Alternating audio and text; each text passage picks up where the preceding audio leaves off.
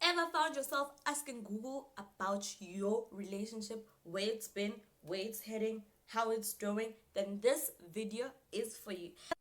Ever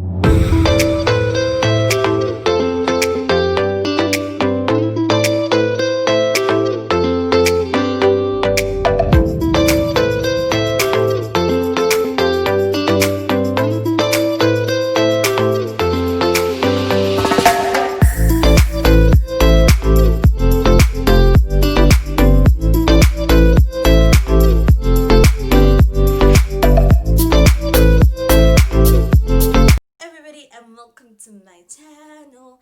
I'm Abigail Shongwe, and if you're new to my channel, please subscribe, hit the bell thing to get notifications every time I upload.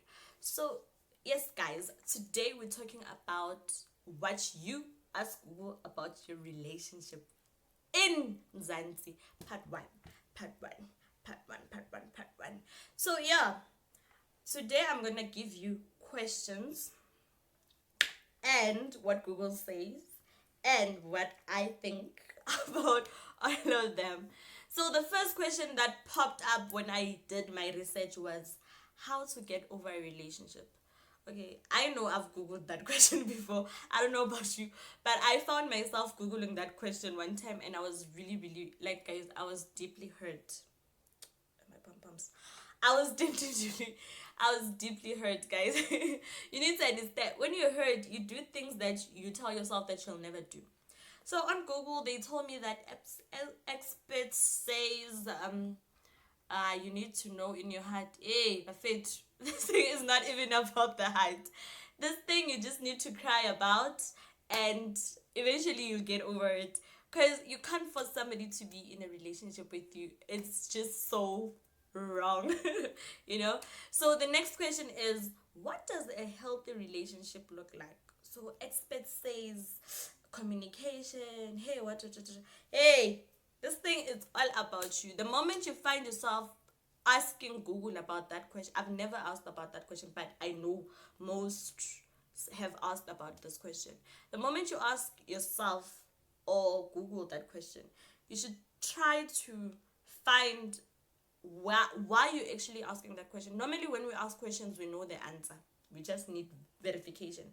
And Google is not going to give you that verification. You need to know it by yourself. Your heart is going to tell you. And normally when I ask a question and I think it's a bit offish, I just tell myself, well, okay, this is true. I don't even have to try to Google it and what.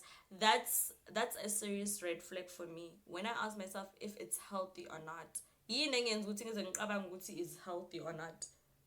Unless if you're not in a relationship, then you can take Google's advice, of which normally it's just generalized. So no, I wouldn't. So the third question that has been asked: how to make a long distance relationship work? Okay, that one I believe Google was right. So they spoke about communication. Google says communication. Expect says communication, and a lot of that means a lot of texting, a lot of video calls, a lot of phone calls. But what happens when your partner on the other side, your schedules clash at some point? When you're busy, he's free, and when you're free, he's busy or she's busy. So my from where I'm standing, at ask my partner to like kind of like review his schedule. At this time I'm free, right? At this time I'm free, or then we talk about our schedules. Then we find a time, a window, where an hour or so, where we get to video call or chat or phone calls. And I believe that even Skype dates, if he's far, are really important. And at least date nights every time when you visit, guys. I know that you can visit all the time, but visiting is also important, right? So as much as maybe I can't visit this weekend, and yes, I'm home on maybe Sunday, but Saturday and Friday I was busy, because normally we get to visit one on weekends. That's why they call it weekend special nyana. So if I'm free on Sunday and my partner had the whole weekend planned or the whole weekend free, on the Sunday that I'm free, I'd suggest that you guys have like a mini Skype date or some sort. Then you guys can like actually catch up on what's been happening and make it more romantic, because I get it, this thing you talk, you video call all the time. So this time around, light candles. He should light candles or she should light candles as well, so it feels like a real date. I know it sounds crazy, but guys, that thing works. I know, personally, I know. So the fourth question that was asked is, what does it mean when a woman or a man says, okay, normally men say this, says, no expectations? That's okay. From Google, it says it can go from a variety of way. Maybe the man has trust issues or whatnot. From my perspective, this person is not looking for anything serious. He's just looking, or she's just looking for a booty call. We all had that at some point in our lives. Okay, or we're still gonna have it. The moment, if when are you looking for a serious relationship and the guys or the girl says, I'm not looking, like, I will feel a clear explanation now, right? I don't want a serious relationship. He just or she just says, I have no expectations from what's happening. It's either he's not looking for a serious relationship, he's looking for a booty call, or he's just not sure about you as a person, and you can't really prove yourself enough, right? I wouldn't change who I am to just show a guy how I feel. At that, if I feel cranky for the whole month, then and he decides to leave, then oof, -1. But if you're really serious, I suggest that you sit down the person, have an honest and open opinion, tell him what your expectations are, and if he's not or she's not willing to take you up on what you're giving him, then you suggest that you guys end the relationship, because it's pointless for you to give it your all whilst he has or she has no expectations. You understand? Normally, I'd say if he's like that as well or she's like that, it means on a relationship on the side. So it's either you're the side chick or on a side chick already, or there are a lot of reasons why a person would say that. So you need to look into that. The fifth question is, how can I tell if he's or she is the one? So on this way, you know what? Google said, expert says, the little things that he do goes a long way. If he meets your love language, there are a lot of love languages. Some, it's just a mixture, and we have different love languages. So when you meet a person and you feel like you emotionally connected to, you should try to learn their love language. Obviously, we love differently. Mina, personally, I love food. So if a guy gets me food, I feel like he's met my love language or he read my love language. But it doesn't necessarily mean I'm going to be with you or I want to be with you or it's going to happen in the long run. I'm just saying, Wuti, you just showed Wuti. You pay attention. I love food, guys. I can't stop. I love food. So if the person can meet your love language and try to add his, if you're the romantic type, try to, and he's the foodie, he can have like a nice candlelit dinner and whatnot. But that doesn't necessarily tell if he's the one. I feel like you'll just know, ne? I know it sounds crazy, but I feel like you'll just know if he's the one or she's the one. Because, even if, I know most of us have been in relationships and you feel like, no, this isn't working for me. So you just know, if you can tell if this is not working out for you, you can also tell if this is what I want. And remember, people have flaws. So if you can't tolerate his or her flaws, that means no. But if you can, that means thumbs up. So I believe that you need to have a certain like rule where you write down what flaws you can tolerate, or it can be just in your head.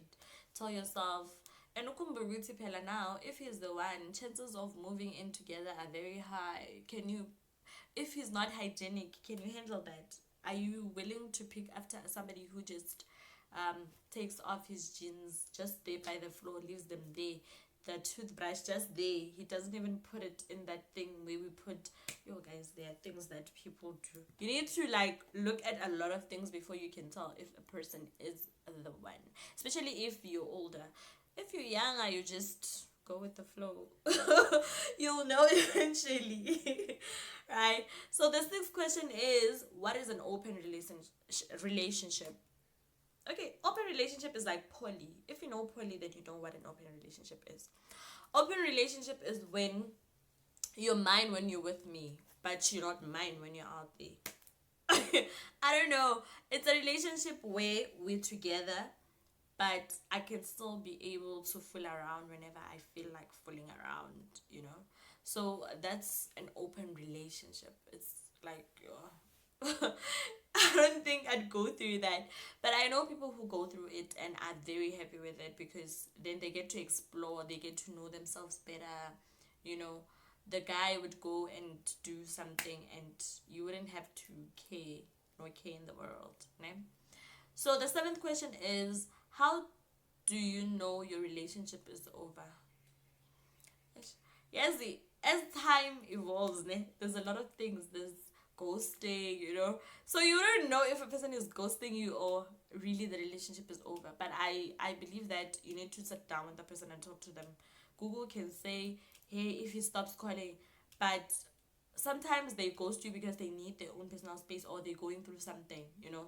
So I believe that you need to sit down with your person, um, ask him what's your problem, and then you'll get to understand what, okay, this is what. And if he's giving you excuses, then I suggest that you move on. It's not worth it. It's not worth it waiting over somebody. What else when not you know what you want and he's not willing or she's not willing to communicate with you? Then how do you expect everything to work out? You can't communicate. Relationships are all about, like, you know, communicating. If you can't communicate with me, even if I try, that means the relationship is over, truly. So the number 8 is how to get out of a toxic relationship. Firstly, you need to know if your relationship is truly toxic. I link down in the description box a video of mine, how to spot if your person is toxic for you in a relationship. And sometimes some people, you know, narcissist, I don't know if you guys know what a narcissist is, but narcissists are people who, I can't say selfish, but like they make you believe you're the only one, only to like abuse you emotionally.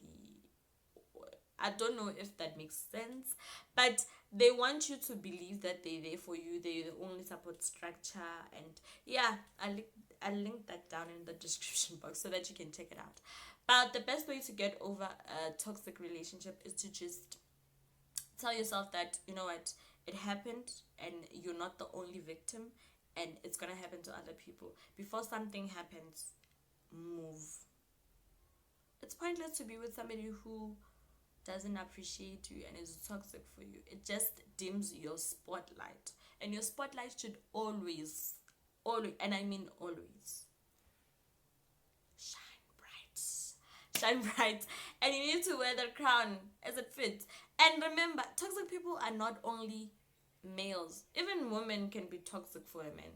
So for you to feel like the king that you are or the queen that you are, you need to move so that we can see that you're shining. Sometimes you need to get out of something in order to see that there are other possibilities and there are other people who love you more than you think, you know.